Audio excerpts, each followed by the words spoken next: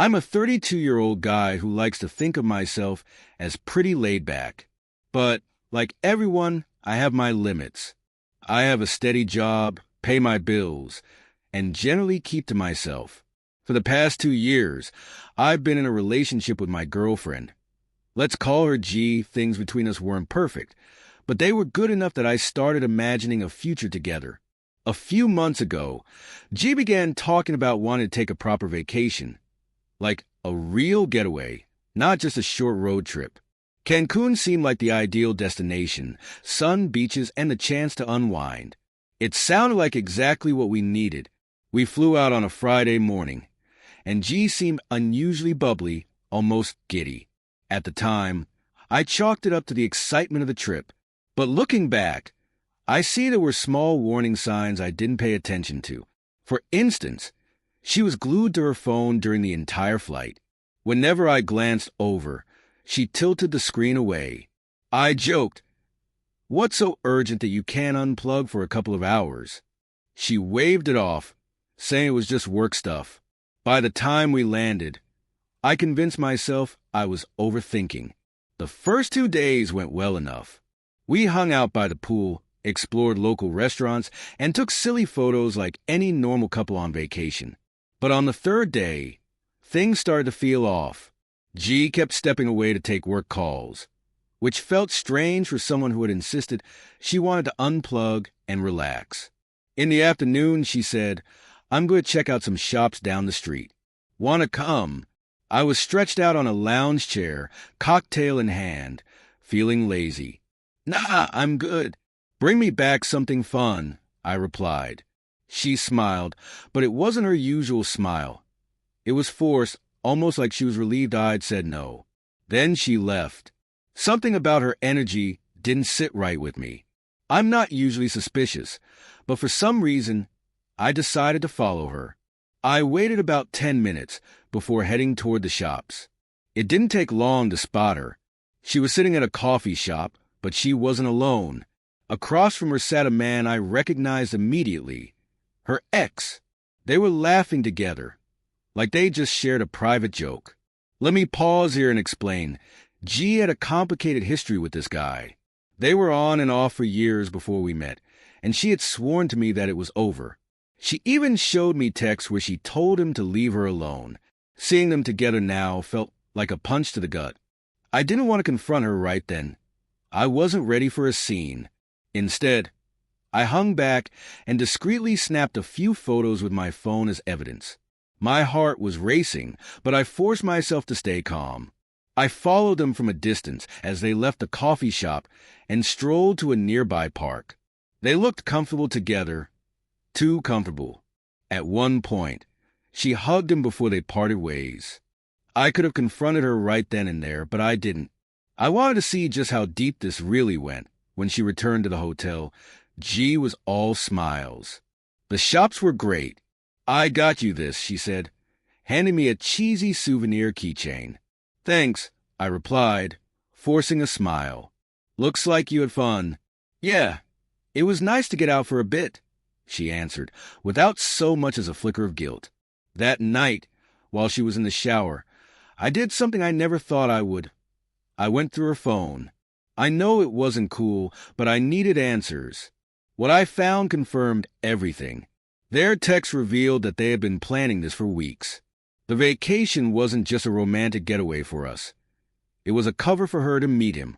She told him she missed him, that she still thought about him, and that she needed closure. Closure? Seriously? I barely slept that night, but by morning, I had a plan. The next day, I acted like everything was fine. We went snorkeling, had lunch, and even took a walk on the beach at sunset. But the whole time, I was mentally preparing for my next move. That evening, I told her I wasn't feeling well and wanted to stay in. She seemed disappointed but didn't push. "I might head out for a bit," she said casually. "Sure," I replied, keeping my tone neutral. As soon as she left, I sprang into action. I packed my things, called the airline, and booked the next flight home. Then I went to the front desk and canceled our room, citing an emergency. By the time she returned to the hotel around midnight, I was already gone. I left her a note. Gee, I know about your little reunion with her ex's name. Hope it was worth it. The room is canceled, and I'm on a flight back home. Good luck sorting this out. Was it harsh? Maybe. But she deserved it. On the flight home, I replayed the past 2 years in my head, realizing how many red flags I had ignored. The secretive texts, the flimsy excuses, the way she downplayed her history with her ex. I felt like an idiot for not seeing it sooner. But more than anything, I felt relieved. When I landed, I blocked her on everything: phone, social media, email. I didn't want to hear her excuses. A few days later, mutual friends started reaching out. Apparently, G had been calling them in tears, claiming I'd abandoned her in Mexico. She didn't tell you why. I asked one of them. She just said you freaked out and left. I sent the screenshots and pictures to our mutual friends, and that quickly shut down their defenses. The fallout for G was brutal. She had to scramble to book a last-minute flight home, which cost her a fortune. Her ex completely ghosted her as soon as she explained what had happened, and her friends began pulling away as the truth spread. As for me, I'm doing great, better than great, actually. Ending that relationship was the smartest decision I've ever made. If there's one takeaway here, it's this: trust your instincts and don't let anyone take advantage of you. I didn't expect much more drama beyond what I'd already seen, but G wasn't the type to let things go quietly. About a week after I returned home, I received an email from an unfamiliar address. It didn't take long to figure out it was from her. The email was a train wreck, packed with half-baked apologies, flimsy excuses, and outright fabrications. She claimed that meeting her ex was a spur-of-the-moment decision and insisted she hadn't meant for it to happen. She begged me to talk to her, swearing that I misunderstood everything. Misunderstood? I had photos. I had text messages. What exactly was there to misunderstand? I ignored her email entirely. A couple of days later, one of her friends called me. Someone I'd always been on good terms with. You really hurt her, they said. Hurt her? I replied, incredulous. Do you even know what she did? She told me she met her ex, but it wasn't what you think. She just wanted to clear the air. Clear the air? I said, my voice dripping with disbelief. Oh, and G wasn't done yet. She started spinning a new narrative where I was the villain. According to her, I was controlling, paranoid, and ruined the vacation because I couldn't handle her being friends with her ex. Really? Because sneaking around and hugging him just screams honesty, doesn't it? She even accused me of stealing her belongings when I left, which was absolutely absurd, considering I barely had time to pack my own stuff. But why let facts get in the way of a good story, right? She took her lies to social media, painting herself as the victim of my so-called jealous rage. I didn't care much about her falsehoods, but what I didn't expect was how far she would go.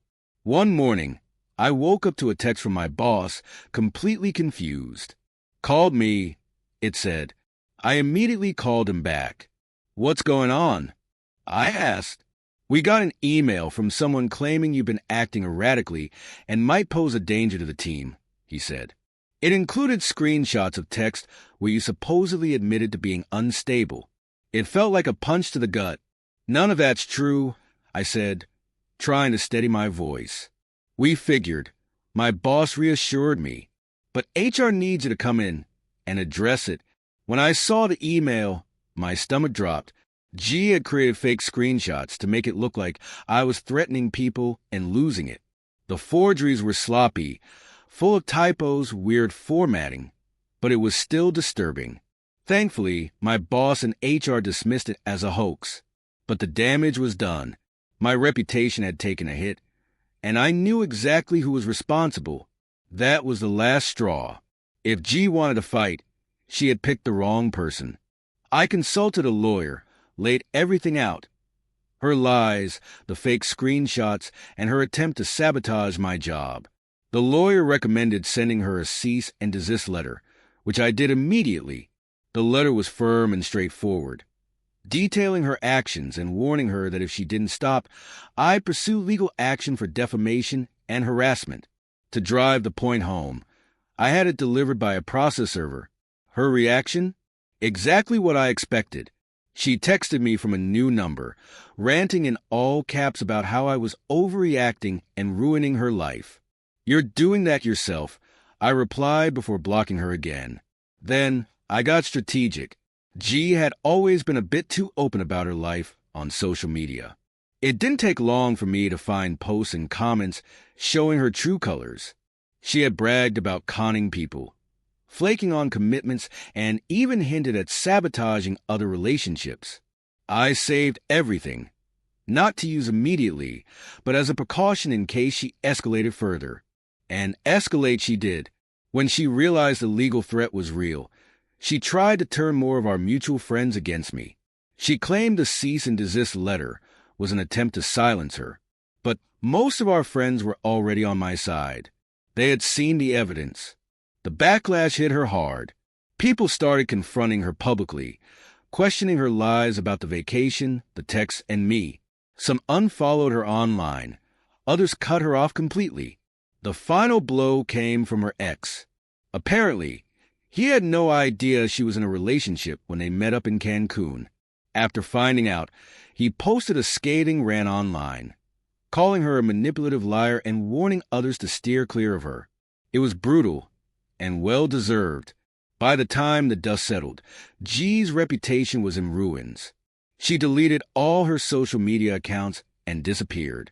I heard through the grapevine that she moved to another city, but by then, I was done caring. Revenge isn't always the answer, but in this case, it felt justified. She tried to destroy my life, and all I did was expose the truth. Looking back, I'm grateful for everything that happened. It taught me to trust my instincts and never settle for someone who doesn't respect me.